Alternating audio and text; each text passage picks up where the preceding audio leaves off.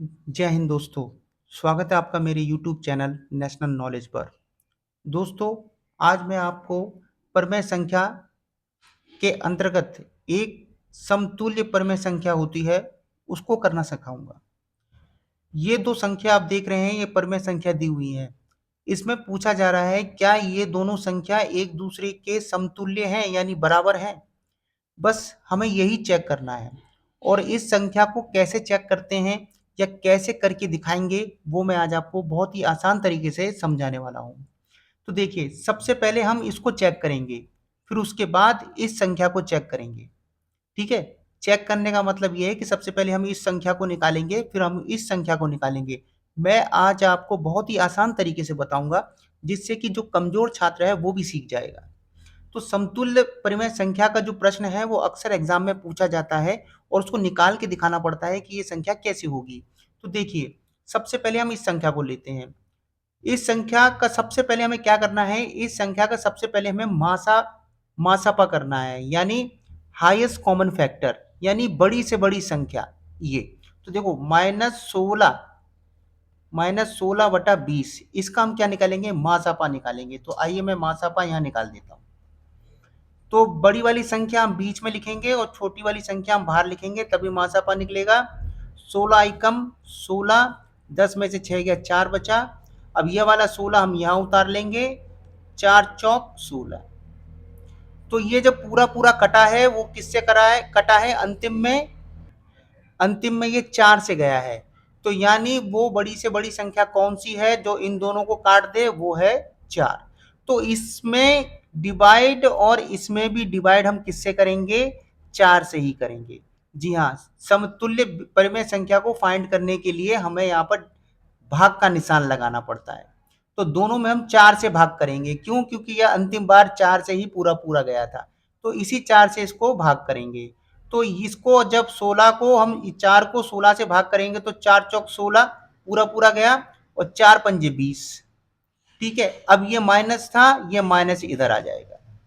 ठीक है। इसका खेल खत्म। अब इसका 20/25 को सेम हम इसको भी ऐसे ही करेंगे। 20/25 को सबसे पहले हम इसका भी क्या निकालेंगे, मासापा निकालेंगे, यानी हाईएस्ट कॉमन फैक्टर निकालेंगे। तो वो मैं यहाँ निकाल देता हूँ, 20 और 25 का।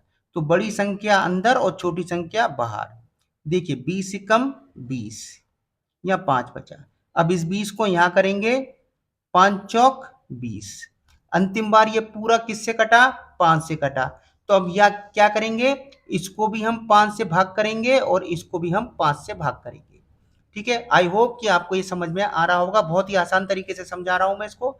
अब इसको भाग करेंगे, इन दोनों को भाग करेंगे तो 5 चौक 20। आप चाहें तो यहां भी भाग कर सकते हैं 20 को 5 से। 5 चौक 20। देखो 4 आ गया, ये 4 आ गया। ठीक है। अब यहां करेंगे, इसको करेंगे तो 5 पचम 25। ये माइनस है, ये माइनस आ गया। अब देखिए, अब ये एक दूसरे के समतुल्य आ गए कि नहीं आ गए। देखो 4/5, 4/5। ठीक है। यहाँ ऊपर माइनस था, देखो यहाँ ऊपर माइनस था तो देखो इसके भी ऊपर माइनस आया है, और यहाँ नीचे माइनस था तो यहाँ भी माइनस आया। तो यानी माइनस माइनस भी करेक्ट हो गए, और 4/5 और 4/5 यानी एक दूसरे की क्या है, ये समतुल्य है। यानी क्या है, ये एक दूसरे के समतुल्य भिन्न है, जो मैंने आपको बताया है। एक प्रश्न और जिससे कि इसका कॉन्सेप्ट आपको और भी क्लियर हो जाएगा। देखिए, यहाँ पर 30 और यहाँ -45 है, और यहाँ ऊपर 8 है माइनस में और नीचे 12 है। तो क्या ये एक दूसरे के समतुल्य हैं? तो उसको हम क्या करेंगे, सबसे पहले इसका हम क्या करेंगे, लासपा वो मासापा निकाल लेंगे। मासापा क्या होता है, यानी बड़ी से बड़ी संख्या। तो बड़ी से बड़ी संख्या का जब हम मासापा निकालेंगे तो देखो मैं मासापा यहाँ निकाल देता हूँ। 45 जो बड़ी संख्या है अंदर रखेंगे और छोटी हम कहाँ रखेंगे, बाहर रखेंगे। ठीक है। माइनस प्लस इसमें नहीं लिखना होता। तो 30 कम 30, क्या बचा, 5 बचा, यहाँ बचा 1। ये वाला 30 यहाँ अंदर जाएगा। 15 कम 15, 15 दूनी 30, ये पूरा पूरा कट गया। यानी बड़ी से बड़ी संख्या कौन सी है, वो 15 है। तो इसमें भी हम क्या करेंगे, दोनों में ही हम 15 से भाग करेंगे, क्योंकि अंतिम बार ये 15 से ही गया है। तो 15 यहाँ और 15 यहाँ। अब इसको भाग करेंगे, 15 कम 15, 15 दूनी 30, 2 आ गया। 15 कम 15, 15 तिया 45। ठीक है, 3 आ गया, ये माइनस था, ये माइनस आ गया। ठीक है, अब दूसरी संख्या कौन सी थी, यहां लिख देता हूं मैं दूसरी संख्या, -8/12। अब इसका भी हम क्या करेंगे, इसका भी हम मासापा निकालेंगे। तो मासापा मैं यहां निकाल रहा हूं, बड़ी संख्या अंदर और छोटी संख्या बाहर। 8 एकम 8, कितना बचा 4, ये 8 आ गया, 4 एकम 4, 4 दूनी 8, ये पूरा पूरा चला गया, ये पूरा पूरा। तो अंतिम बार ये किससे गया, ये 4 से गया। तो हम क्या करेंगे, जब अंतिम बार ये पूरा पूरा चला गया 4 से, तो हम क्या करेंगे, ऊपर वाली संख्या को और नीचे वाली संख्या को दोनों को ही, यानी अंश को और हर को दोनों को ही हम किससे करेंगे डिवाइड, 4 से करेंगे। तो 4 यहाँ 4 यहाँ, 4 कम 4, 4 दूनी 8, ये माइनस में है तो ये माइनस में आ जाएगा, 4 तिहाई 12, ये 3 आ गया। तो अब आप देख सकते हैं, देखिए यहां पर गलत हो गया, 4 कम 4, 4 दूनी 8, यहाँ 2 आता है, सॉरी यहाँ पर 2 लिखा हुआ है। ठीक है, ये माइनस का माइनस।